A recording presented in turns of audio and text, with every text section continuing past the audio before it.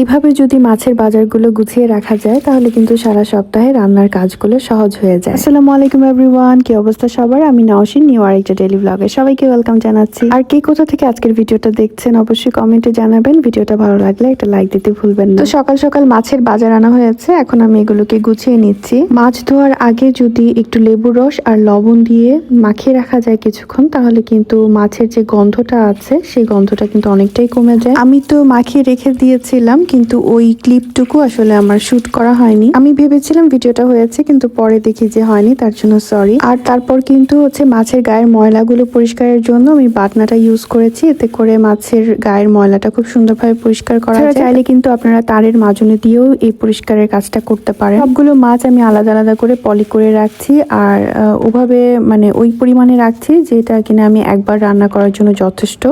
চাইলে কিন্তু আপনারা আলাদা আলাদা বক্সে করে নাম লিখেও রাখতে পারেন, কিন্তু ওভাবে করে রাখলে ফ্রিজে অনেকটা জায়গা চলে যাবে। তার জন্য আমি একটা বড় বক্সের ভেতরে অনেকগুলো মাছ রেখে দিয়েছি পলি করে। সবগুলো মাছ তো কেটেই রাখা হয়েছে, কিন্তু ইলিশ মাছটা আমি আস্তই রেখেছি। এতে করে ইলিশ মাছের স্বাদটা ভালো থাকবে, যেদিন রান্না করব সেই দিনই কেটে নিব। তো আজকের ভিডিওটা এই পর্যন্তই। আল্লাহ হাফেজ।